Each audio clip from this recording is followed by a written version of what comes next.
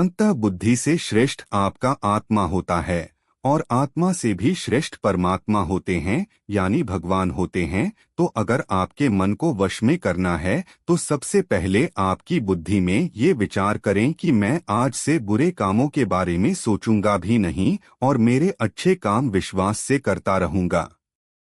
दोस्तों, अगर आप बुरी आदतों के बारे में सोचोगे ही नहीं तो वह आदतें आपकी बुद्धि पर हावी नहीं होगी और आप कभी गलत काम नहीं करोगे। तो सबसे पहली बात तो यह है कि अपने बुद्धि में से बुरी को निकाल दो और अपनी बुद्धि में जो भी आपका काम है उस काम के बारे में विचार डालना शुरू कर दो। फिर आपकी बुद्धि आपके मन को आपके काम के बारे में संदेश देगी और मन सभी इंद्रियों को वश में करके आपके काम के ऊपर लगा देगा। तो इसी तरह से करते करते आपका मन एक दिन अवश्य ही वश में हो जाएगा और जिस व्यक्ति का मन वश में हो जाता है उस व्यक्ति के मन में हमेशा ही भगवान वास करते हैं। तो देखा दोस्तों, मन को वश में करने के लिए सबसे पहले आपको अपनी बुद्धि को अपने काम के बारे में ज्ञान देना होगा और बुद्धि में से बुरी आदतों को बिल्कुल निकलना होगा, यानी कि उनके बारे में सोचना ही छोड़ना होगा। तब जाकर आप अपने मन को वश में अवश्य ही कर पाओगे और जब आप पूर्णतः आप अपने मन को वश में कर लोगे तब आपके लिए सुख दुख सर्दी गर्मी और मान अपमान सब एक जैसा होगा और आप इस दुनिया के माया से परे हो जाओगे। आपको कोई भी चीज आकर्षित नहीं कर पाएगी, उल्टा आपसे ही लोग आकर्षित होंगे और आप जैसा भी काम करते हैं लोग भी आपको देखकर वैसा ही काम करेंगे और लोगों को आप एक आकर्षित और बुद्धिमान मनुष्य लगोगे। इसलिए हमारे भागवत गीता में भगवान कृष्ण ने ये कहा है कि मन का सारा खेल है, मन के हारे हार हैं और मन के जीते जीत हैं। ऐसा ही हमारे भगवान बुद्ध ने और ना जाने कितने सफल लोगों ने कहा है। भगवान बुद्ध ने कहा है कि जिसने अपने मन को वश में कर लिया है उसकी जीत को देवता भी हार में नहीं बदल सकते हैं। अर्थात मन को वश में करने का नाम ही आत्मसंयम है, जिसका अर्थ है अपने आप को वश में करना। अर्थात मन, वचन और कर्म पर अधिकार प्राप्त करना ताकि शरीर से कोई अशुभ कार्य न होने पाए, जिससे कोई अपशब्द न निकले और मन में कभी अशुभ विचार न उठने पाए। यदि मनुष्य अपनी इंद्रियों का प्रयोग उचित ढंग से करता है तो ही उस मनुष्य अपशब्द नहीं बोलना, और जब यह विचार गुस्से के साथ छूट जाता है और धीरे धीरे यह आदत बन जाता है तो आप अपने गुस्से को भी काबू में करना सीख जाते हैं। जब भी कभी गुस्सा आए तो किसी को कुछ बोलने की बजाय कुछ शारीरिक व्यायाम करना शुरू कर, चलना, भागना, दौड़ना, जिम करना, कुछ भी आप ऐसा व्यायाम कर सकते हो जिसमें आपका शरीर थक जाए। आप पाएंगे कि जब आपका शरीर थक जाता है तो आपका मन भी शांत हो जाता है। आपने उस गुस्से की ऊर्जा को एक सकारात्मक रूप दे दिया और यही बुद्धिमान व्यक्ति की पहचान होती है, जो दूसरों के तानों से भी अपना घर बना लेता है, अपनी कामयाबी के रास्ते निकाल लेता है। वही सच में बुद्धिमान आदमी है जो जहर को भी दवा बनाकर इस्तेमाल करना सीख जाए, वही असली बुद्धिमान होता है। चौथी जगह जहां आप चुप रहेंगे तो आपके लिए वही सबसे ज्यादा बेहतर होगा, वही आपको सम्मान दिलाएगा। चौथी जगह है जब चार लोग आपस में बैठकर बातें कर रहे हो, कोई बैठक कर रहे हो, तो वहां पर जब चार लोग बात कर रहे होते हैं तो चारों लोग एक साथ तो बात कर नहीं सकते। एक बार में एक व्यक्ति बोलेगा और तीन सुनेंगे, तभी वो बैठक कामयाब हो पाएगी, तभी वो चर्चा सही रूप में आगे बढ़ पाएगी। लेकिन अगर कोई आदमी ऐसा बैठा हुआ है जो बीच में ही दूसरे की बात काटकर अपनी बात को ऊपर रखना चाहता है, तो ऐसे में वह चर्चा या वह बैठक आपको कहीं नहीं पहुंचाएगी और चारों लोगों के बीच आप सबसे मूर्ख कहलाओगे। अगर आपको अपनी बात कहनी है तो सामने वाले को अपनी बात पूरा करने दो, उसके बाद अपने विचार रखो। यही एक भद्र पुरुष या फिर कहीं अच्छे आदमी की पहचान होती है। और आखिरी जगह, अगर हमारे माता पिता हमें कुछ कह देते हैं, हमारे बड़े बुजुर्ग हमें किसी बात पर दौड़ देते हैं या हमें थप्पड़ भी मार देते हैं, तो ऐसी जगहों पर आपका चुप रहना ही उनके प्रति सम्मान दिखाएगा, उनके प्रति आदर का भाव व्यक्त होगा। अगर आप उनके सामने उनका विरोध कर देते हैं, उनका प्रतिरोध कर देते हैं, तो वो गुस्सा तो थोड़ी देर बाद शांत हो जाएगा, लेकिन वो कही गई बात, वो विरोध किया हुआ शब्द या फिर कुछ भी उल्टा सीधा हमेशा आपके मन को सताएगा और आपके माता पिता को हमेशा यही लगेगा कि आज यह हमारी इज्जत नहीं करता, आज ही हमारी बात नहीं मानता, क्योंकि ये कमाने लग गया है, ये बड़ा आदमी बन गया है। ऐसी ऐसी बातें उठेंगी, ऐसे ऐसे तंज कसे जय में गिने जाने योग्य हो सकता है। एक कथन है कि हम जैसा सोचते हैं वैसा ही बन जाते हैं। वास्तव में यह विचार नहीं अपितु विचारों का संसार है। हमारी सोच और विचारों का प्रभाव हमारे मन पर गहरा असर छोड़ देता है। मनुष्य के मन में विचार ही बार बार उभर कर आते हैं जो मनुष्य को दिशा देने का काम करते हैं। विचार ही मस्तिष्क को गति प्रदान करते हैं और गलत विचार क्रोध की ओर जाने को विवश करते हैं।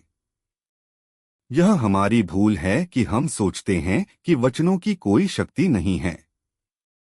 संसार में जो भी हुआ, जो भी हो रहा है और जो भी होगा, सब हमारे कर्म के प्रभाव से हुआ है, और जो हो सकता है और आगे जो होगा वह कर्म की शक्ति से होता है, वह विचारों की शक्ति होती है। यदि हमारे अंदर आत्म संयम नहीं है तो आत्मिकता का धन हमारे हाथ नहीं आ सकता है। हम इंद्रियों के जाल में फंसकर पहले तो निर्मल होंगे, फिर अपमानित होते हुए पहले अपना अनिश्चित करेंगे और फिर किसी और का करेंगे। ये सच है कि जो लोग दूसरों के लिए सोचते हैं उनका मन विश्वासपूर्ण विचारों का स्रोत है। इसलिए यदि बुराई से बचना हो तो अपनी दिशा को भलाई की और मुद्रा देना चाहिए।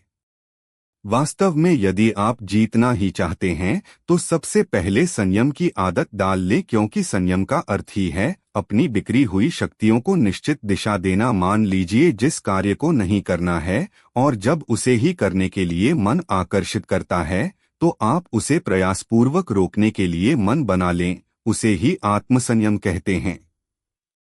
संयम का अर्थ है जब हम आकर्षणों की ओर जाने के लिए हमारा मन सहज रूप से रुक जाए। गांधी जी ने कहा था कि अनुशासन और बलिदान के बिना मुक्ति की आशा नहीं की जा सकती है, लेकिन यह बात भी सच है कि लोग गुस्से में विवेक शून्य होकर तुरंत अपने आत्मसंयम को गुस्से में खो देते हैं। यह सच है कि समय बीतने में लोगों के आत्मसंयम में भारी कमी आई है। इसके गंभीर परिणाम सामने भी आए हैं। इसलिए आत्मसंयम की उपयोगिता को किसी भी हाल में कम नहीं आंका जा सकता है, लेकिन यह भी सच है कि शुरुआत में आत्मसंयम का मार्ग थोड़ा कठिन लगता है। अर्थात मन को वश में करने का नाम ही आत्मसंयम है। मनुष्य को मिली हुई शक्तियों को निश्चित दिशा देना संयम कहलाता है। तो दोस्तों, उम्मीद है कि आपको मन को वश में करने का उपाय और शांति के फायदे और कहां-कहां आपको शांत रहना। तुम ऐसी जगहों पर कुछ बोलोगे तो वहां तुम्हारा अपमान ही होगा या फिर तुम्हें कोई गंभीरता से नहीं लेगा। सबसे पहली जगह है, या यूं कहे ऐसी परिस्थिति जहां पर इंसान को हमेशा चुप रहना चाहिए, वह है जब किसी ऐसे विषय के बारे में बातचीत हो रही हो जिसके बारे में आपको कोई जानकारी ही नहीं है। तो ऐसी परिस्थिति में व्यर्थ में बीच में टांग अड़ाना, अपना ध्यान देना, व्यर्थ का ध्यान, आपको कुछ पता नहीं है लेकिन फिर भी आप अपना ध्यान देने के लिए उत्सुक हैं, तो ऐसी जगह पर आपका अपमान ही होगा। जरा तुम खुद सोचो, जब कोई बीमार आदमी अपनी बीमारी के बारे में चर्चा कर रहा हो और आपको उस बीमारी के बारे में कोई भी ज्ञान नहीं है, लेकिन फिर भी आप व्यर्थ में, बेकार में उसे ऐसी ऐसी औषधियां बता रहे हैं जिनका उसकी बीमारी से कोई तालमेल ही नहीं है, तो ऐसे में आप अपनी प्रतिष्ठा अपने हाथों से खो रहे होते हैं और आपको पता ही नहीं होता। ऐसी परिस्थिति में आदमी को हमेशा सुनना चाहिए। ध्यान से सुनना भी एक कला होती है। अगर आप सुनने का दिखावा करेंगे तो कहीं ना कहीं सामने वाले आदमी को ये एहसास हो जाता है कि ये मेरी बात पूरे ध्यान से नहीं सुन रहा है। इसीलिए जब आपको किसी विषय के बारे में पूरी तरह से ज्ञान ना हो तो वहां पर केवल अपने कान लगाना ही ज्यादा महत्वपूर्ण होता है, ज्यादा जरूरी होता है। आप उस इंसान की बातें ध्यान से सुन सकते हैं और इसी बीच आप दोनों के बीच एक संबंध पैदा होगा और उस संबंध सच्चा होगा क्योंकि आपने उसके बात को बड़े ही ध्यान से सुना है। और इस बात का पता सामने वाले को भी होता है तो हम बिना कुछ बोले सिर्फ सुनने मात्र से किसी को अपना दोस्त बना लेते हैं, अपना मित्र बना सकते हैं। इस बात को हमेशा ध्यान में रखना। दूसरी जगह जहां इंसान को हमेशा चुप रहना चाहिए वो है खाना खाते वक्त। खाना इंसान को हमेशा चुप रहकर खाना चाहिए, मौन रहकर खाना चाहिए। महात्मा बुद्ध और उनके भिक्षु हमेशा चुप रहकर भोजन करते हैं, शांत भाव से भोजन करते हैं, परिपूर्ण होकर भोजन करते हैं, पूरी तरह से करते हैं, एक एक टुकड़े का स्वाद लेकर भोजन करते हैं। और ऐसा भोजन जब आपके शरीर में पहुंचता है तो वह आपके अंग अंग तक ऊर्जा पहुंचाता है। अक्सर हम भोजन करते वक्त कुछ ना कुछ बोलते रहते हैं, कुछ ना कुछ सुनते रहते हैं, लेकिन मौन रहकर पूरा स्वाद लेकर उस भोजन को कभी नहीं। अपशब्द नहीं बोलना। और जब यह विचार गुस्से के साथ छूट जाता है और धीरे धीरे यह आदत बन जाता है तो आप अपने गुस्से को भी काबू में करना सीख जाते हैं। जब भी कभी गुस्सा आए तो किसी को कुछ बोलने की बजाय कुछ शारीरिक व्यायाम करना शुरू कर, चलना, भागना, दौड़ना, जिम करना, कुछ भी आप ऐसा व्यायाम कर सकते हो जिसमें आपका शरीर थक जाए। आप पाएंगे कि जब आपका शरीर थक जाता है तो आपका मन भी शांत हो जाता है। आपने उस गुस्से की ऊर्जा को एक सकारात्मक रूप दे दिया और यही बुद्धिमान व्यक्ति की पहचान होती है जो दूसरों के तानों से भी अपना घर बना लेता है, अपनी कामयाबी के रास्ते निकाल लेता है। वही सच में बुद्धिमान आदमी है जो जहर को भी दवा बनाकर इस्तेमाल करना सीख जाए, वही असली बुद्धिमान होता है।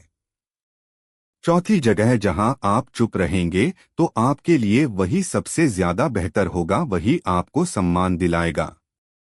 चौथी जगह है जब चार लोग आपस में बैठकर बातें कर रहे हो, कोई बैठक कर रहे हो तो वहां पर जब चार लोग बात कर रहे होते हैं तो चारों लोग एक साथ तो बात कर नहीं सकते। एक बार में एक व्यक्ति बोलेगा और तीन सुनेंगे, तभी वो बैठक कामयाब हो पाएगी, तभी वो चर्चा सही रूप में आगे बढ़ पाएगी। लेकिन अगर कोई आदमी ऐसा बैठा हुआ है जो बीच में ही दूसरे की बात काटकर अपनी बात को ऊपर रखना चाहता है तो ऐसे में वह चर्चा या वह बैठक आपको कहीं नहीं पहुंचाएगी और चारों लोगों के बीच आप सबसे मूर्ख कहलाओगे। अगर आपको अपनी बात कहनी है तो सामने वाले को अपनी बात पूरा करने दो, उसके बाद अपने विचार रखो।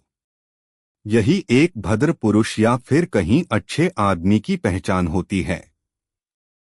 और आखिरी जगह, अगर हमारे माता पिता हमें कुछ कह देते हैं, हमारे बड़े बुजुर्ग हमें किसी बात पर दौड़ देते हैं या हमें थप्पड़ भी मार देते हैं तो ऐसी जगहों पर आपका चुप रहना ही उनके प्रति सम्मान दिखाएगा, उनके प्रति आदर का भाव व्यक्त होगा। अगर आप उनके सामने उनका विरोध कर देते हैं, उनका प्रतिरोध कर देते हैं तो वो गुस्सा तो थोड़ी देर बाद शांत हो जाएगा, लेकिन वो कही गई बात, वो विरोध किया हुआ शब्द या फिर कुछ भी उल्टा सीधा हमेशा आपके मन को सताएगा और आपके माता पिता को हमेशा यही लगेगा कि आज यह हमारी इज्जत नहीं करता, आज ही हमारी बात नहीं मानता क्योंकि ये कमाने लग गया है, ये बड़ा आदमी बन गया है। ऐसी ऐसी बातें उठेंगी, ऐसे ऐसे तंज कसे जन ले पाते हैं। चुप रहना आपके दिमाग को शांत करता है और आपको लॉजिकल समीक्षा बनाता है। कुछ मिनट के लिए मौन रहने के लिए लोग बहुत तरीकों का सहारा लेते हैं। कुछ भगवान के नाम का जाप करते हैं, कुछ आपके कृत्यों का विश्लेषण करते, वहीं कुछ लोग माइंडफुलनेस प्रैक्टिस अपनाते हैं। चलिए आपको बताते हैं खुद को डोट खुद से जोड़ाते हुए मौन धारण करने के कुछ आसान तरीके। माइंडफुलनेस एक बेहतरीन मेडिटेशन प्रैक्टिस है जो आपको शांत रखने के साथ ही एंजाइटी और दिमाग को कंट्रोल करने का काम करती है। इसके लिए आप ये स्टेप्स अपना सकते हैं। पहला स्टेप, सबसे पहले आराम की अवस्था में बैठ जाएं और अपनी आंखों को रिलैक्स करते हुए मौन ले। दूसरा स्टेप, अब अपनी सांसों पर पूरा ध्यान केंद्रित करें।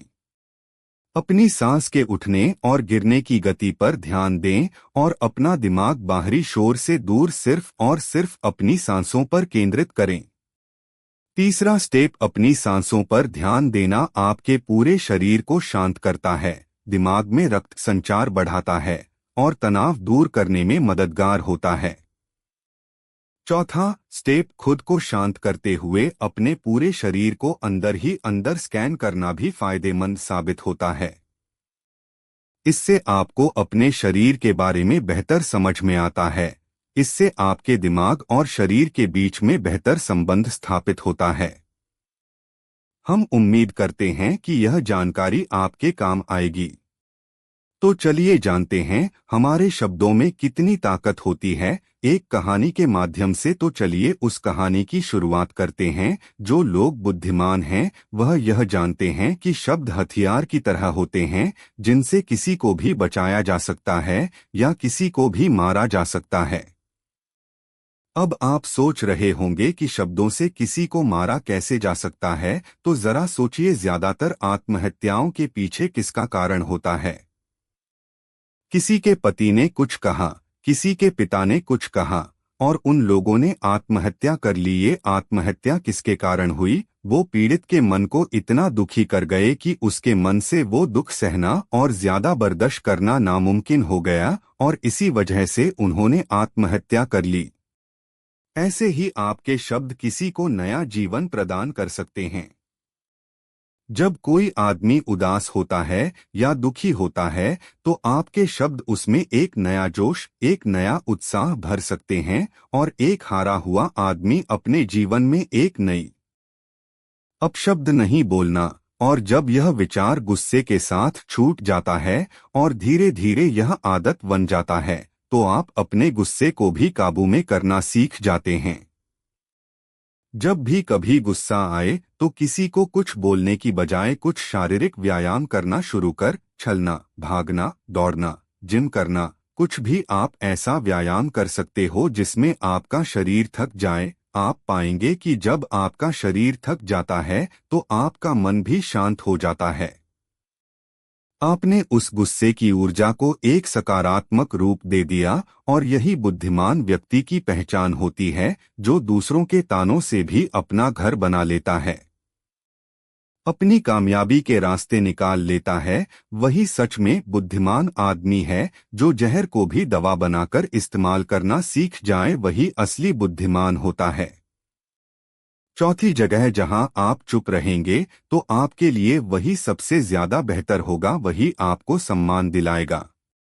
चौथी जगह है जब चार लोग आपस में बैठकर बातें कर रहे हो, कोई बैठक कर रहे हो, तो वहां पर जब चार लोग बात कर रहे होते हैं तो चारों लोग एक साथ तो बात कर नहीं सकते। एक बार में एक व्यक्ति बोलेगा और तीन सुनेंगे, तभी वो बैठक कामयाब हो पाएगी, तभी वो चर्चा सही रूप में आगे बढ़ पाएगी। लेकिन अगर कोई आदमी ऐसा बैठा हुआ है जो बीच में ही दूसरे की बात काटकर अपनी बात को ऊपर रखना चाहता है, तो ऐसे में वह चर्चा या वह बैठक आपको कहीं नहीं पहुंचाएगी और चारों लोगों के बीच आप सबसे मूर्ख कहलाओगे। अगर आपको अपनी बात कहनी है तो सामने वाले को अपनी बात पूरा करने दो, उसके बाद अपने विचार रखो। यही एक भद्र पुरुष या फिर कहीं अच्छे आदमी की पहचान होती है।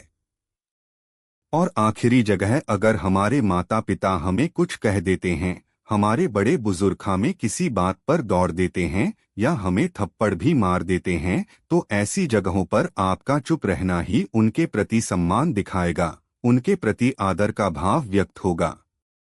अगर आप उनके सामने उनका विरोध कर देते हैं, उनका प्रतिरोध कर देते हैं, तो वो गुस्सा तो थोड़ी देर बाद शांत हो जाएगा, लेकिन वो कही गई बात, वो विरोध किया हुआ शब्द या फिर कुछ भी उल्टा सीधा हमेशा आपके मन को सताएगा और आपके माता पिता को हमेशा यही लगेगा कि आज यह हमारी इज्जत नहीं करता, आज ही हमारी बात नहीं मानता क्योंकि ये कमाने लग गया है, ये बड़ा आदमी बन गया है, में गिने जाने योग्य हो सकता है। ऐसे ऐसे तंज कसे जाए। एक कथन है कि हम जैसा सोचते हैं वैसा ही बन जाते हैं। वास्तव में यह विचार नहीं अपितु विचारों का संसार है। हमारी सोच और विचारों का प्रभाव हमारे मन पर गहरा असर छोड़ देता है। मनुष्य के मन में विचार ही बार बार उभर कर आते हैं जो मनुष्य को दिशा देने का काम करते हैं। विचार ही मस्तिष्क को गति प्रदान करते हैं और गलत विचार क्रोध की ओर जाने को विवश करते हैं।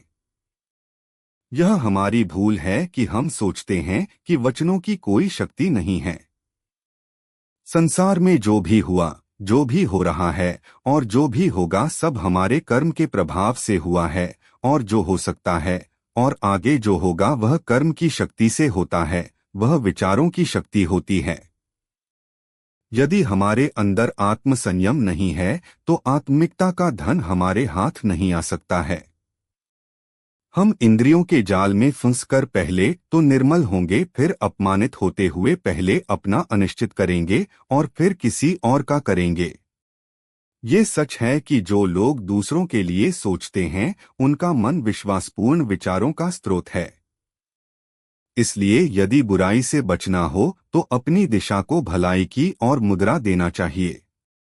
वास्तव में यदि आप जीतना ही चाहते हैं तो सबसे पहले संयम की आदत डाल लें, क्योंकि संयम का अर्थ ही है अपनी बिखरी हुई शक्तियों को निश्चित दिशा देना। मान लीजिए जिस कार्य को नहीं करना है और जब उसे ही करने के लिए मन आकर्षित करता है तो आप उसे प्रयासपूर्वक रोकने के लिए मन बना लें। उसे ही आत्मसंयम कहते हैं। संयम का अर्थ है जब हम आकर्षणों की ओर जाने के लिए हमारा मन सहज रूप से रुक जाए। गांधी जी ने कहा था कि अनुशासन और बलिदान के बिना मुक्ति की आशा नहीं की जा सकती है, लेकिन यह बात भी सच है कि लोग गुस्से में विवेक शून्य होकर तुरंत अपने आत्मसंयम को गुस्से में खो देते हैं। यह सच है कि समय बीतने में लोगों के आत्मसंयम में भारी कमी आई है। इसके गंभीर परिणाम सामने भी आए हैं। इसलिए आत्मसंयम की उपयोगिता को किसी भी हाल में कम नहीं आंका जा सकता है, लेकिन यह भी सच है कि शुरुआत में आत्मसंयम का मार्ग थोड़ा कठिन लगता है। अर्थात मन को वश में करने का नाम ही आत्मसंयम है। मनुष्य को मिली हुई शक्तियों को निश्चित दिशा देना संयम कहलाता है। तो दोस्तों, उम्मीद है कि आपको मन को वश में करने का उपाय और शांति के फायदे और कहां-कहां आपको शांत रहना जन ले पाते हैं।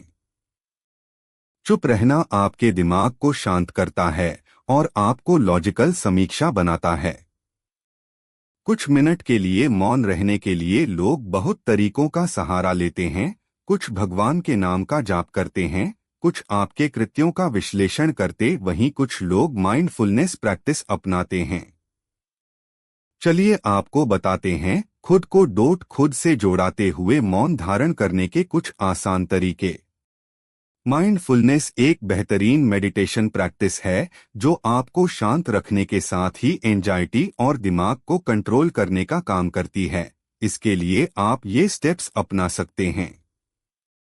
पहला स्टेप, सबसे पहले आराम की अवस्था में बैठ जाएं और अपनी आंखों को रिलैक्स करते हुए मौन ले। दूसरा स्टेप, अब अपनी सांसों पर पूरा ध्यान केंद्रित करें।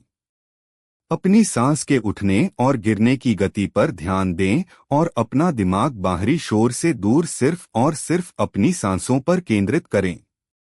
तीसरा स्टेप, अपनी सांसों पर ध्यान देना आपके पूरे शरीर को शांत करता है, दिमाग में रक्त संचार बढ़ाता है और तनाव दूर करने में मददगार होता है। चौथा स्टेप, खुद को शांत करते हुए अपने पूरे शरीर को अंदर ही अंदर स्कैन करना भी फायदेमंद साबित होता है। इससे आपको अपने शरीर के बारे में बेहतर समझ में आता है। इससे आपके दिमाग और शरीर के बीच में बेहतर संबंध स्थापित होता है। हम उम्मीद करते हैं कि यह जानकारी आपके काम आएगी। तो चलिए जानते हैं हमारे शब्दों में कितनी ताकत होती है एक कहानी के माध्यम से। तो चलिए उस कहानी की शुरुआत करते हैं। जो लोग बुद्धिमान हैं वह यह जानते हैं कि शब्द हथियार की तरह होते हैं, जिनसे किसी को भी बचाया जा सकता है या किसी को भी मारा जा सकता है।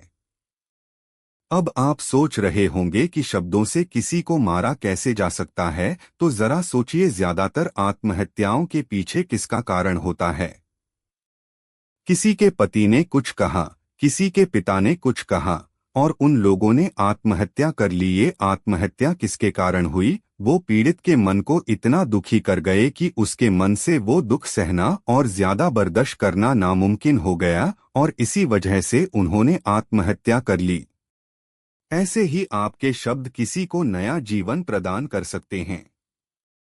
जब कोई आदमी उदास होता है या दुखी होता है तो आपके शब्द उसमें एक नया जोश, एक नया उत्साह भर सकते हैं और एक हारा हुआ आदमी अपने जीवन में एक नई में गिने जाने योग्य हो सकता है। एक कथन है कि हम जैसा सोचते हैं वैसा ही बन जाते हैं। वास्तव में यह विचार नहीं अपितु विचारों का संसार है। हमारी सोच और विचारों का प्रभाव हमारे मन पर गहरा असर छोड़ देता है। मनुष्य के मन में विचार ही बार बार उभर कर आते हैं जो मनुष्य को दिशा देने का काम करते हैं। विचार ही मस्तिष्क को गति प्रदान करते हैं और गलत विचार क्रोध की ओर जाने को विवश करते हैं। यह हमारी भूल है कि हम सोचते हैं कि वचनों की कोई शक्ति नहीं है। संसार में जो भी हुआ, जो भी हो रहा है और जो भी होगा सब हमारे कर्म के प्रभाव से हुआ है, और जो हो सकता है और आगे जो होगा वह कर्म की शक्ति से होता है, वह विचारों की शक्ति होती है। यदि हमारे अंदर आत्मसंयम नहीं है तो आत्मिकता का धन हमारे हाथ नहीं आ सकता है। हम इंद्रियों के जाल में फंसकर पहले तो निर्मल होंगे, फिर अपमानित होते हुए पहले अपना अनिश्चित करेंगे और फिर किसी और का करेंगे। ये सच है कि जो लोग दूसरों के लिए सोचते हैं उनका मन विश्वासपूर्ण विचारों का स्रोत है। इसलिए यदि बुराई से बचना हो तो अपनी दिशा को भलाई की और मुद्रा देना चाहिए। वास्तव में यदि आप जीतना ही चाहते हैं तो सबसे पहले संयम की आदत डाल लें, क्योंकि संयम का अर्थ ही है अपनी बिखरी हुई शक्तियों को निश्चित दिशा देना। मान लीजिए जिस कार्य को नहीं करना है और जब उसे ही करने के लिए मन आकर्षित करता है तो आप उसे प्रयासपूर्वक रोकने के लिए मन बना लें। उसे ही आत्मसंयम कहते हैं। संयम का अर्थ है जब हम